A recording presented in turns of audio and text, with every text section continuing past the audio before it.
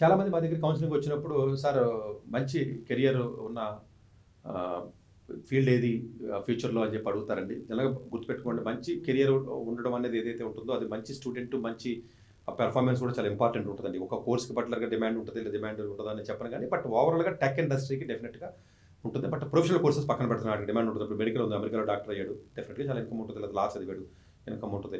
So అట్లాంటి professional courses పక్కన పెట్టి మిగిలిన పర్స్పెక్టివ్లో మనం ప్రొఫెషనల్లో ఎవరికైతే టాలెంట్ ఉంటుందో వాళ్ళకు ఉంటుంది. అది టాప్ ప్రీమియర్ కాలేజీల్లో మంచి స్కిల్ సెట్ వచ్చి మంచి ఆపర్చునిటీస్ ఉన్నటువంటి డిగ్రీ చదివి ఉన్నటువంటి అవకాశాలు ఉంటాయి జనరల్గా.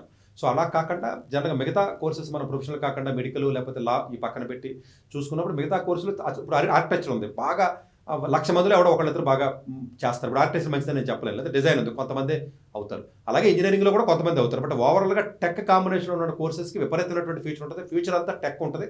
ఆ టెక్కి 4 స్తంభాలే: maths, physics, electrical or electronics combination, computer science. ఈ 4 స్తంభాలలాగా ఈ కోర్సెస్ ఎక్కడైతే ఉంటాయో ఈ కోర్సుకి ఎక్కడా కూడా తిరిగి ఉండదు. ఈ 4 కోర్సులు చదివిన తర్వాత మీరు వేరే కోర్సుకి మెడికల్కి వెళ్ళొచ్చు, కెమిస్ట్రీకి వెళ్ళొచ్చు, బయోకెమిస్ట్రీకి వెళ్ళొచ్చు, అగ్రికల్చర్కి వెళ్ళొచ్చు, ఫార్మాకి వెళ్ళొచ్చు, ఏదైనా వెళ్ళొచ్చు. అంటే ఈ 4 చదివిన తర్వాత వేరే ఫీల్డ్స్లోకి వెళ్ళి ఎన్విరాన్మెంటల్ సైన్స్కి కానీ దేనికైనా వీళ్ళు కూడా వర్క్ చేయొచ్చు. డోంట్ థింక్ దట్ ఈ 4 అంటే 4 ఫీల్డ్స్ ఉన్నాయనే కాదు.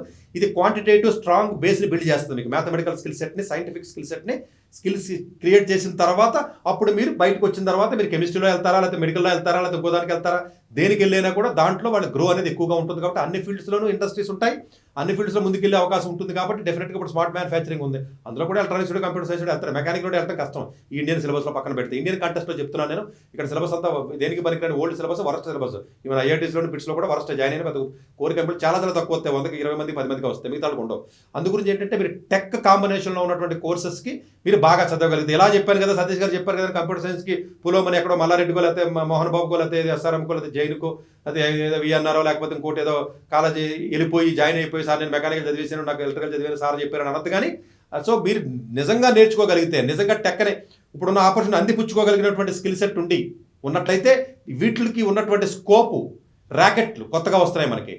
Energy sector, nuclear energy, data centres, ఒక స్పేస్లోకి ఎలా వెళ్ళిపోవాలి, కొత్తగా ఎలా వెళ్ళాలి, క్లైమేట్ చేంజ్, లేకపోతే మొత్తం వాటర్ని ఏ విధంగా మనం సముద్రం వాటర్ని నార్మల్ వాటర్ చేయడం, లేదా గ్రౌండ్లో ఉన్న రిసోర్సెస్ ఎక్కడో 100 కిలోమీటర్ల లోపల ఉన్నటువంటి రిసోర్సెస్ని బయటకు ఎలా తీయాలి, రిసోర్సెస్ని ఎట్లా బయటకు తీయాలి, ఎనర్జీ సెక్టర్, లేదా ఆల్టర్నేటివ్ ఎనర్జీస్, లేకపోతే పొల్యూషన్ పర్స్పెక్టివ్లో ఏంటి, క్లైమేట్కి సంబంధించినటువంటి రీసెర్చ్ కానివ్వండి, లేకపోతే మెడికల్ విపరీతమైనటువంటి huge developments, medical health care industry కానీ ఇవన్నీ కూడా ఫ్యూచర్లో స్ట్రాంగ్గా డెవలప్మెంట్ డిమాండ్ ఉన్నటువంటి కోర్సెసే.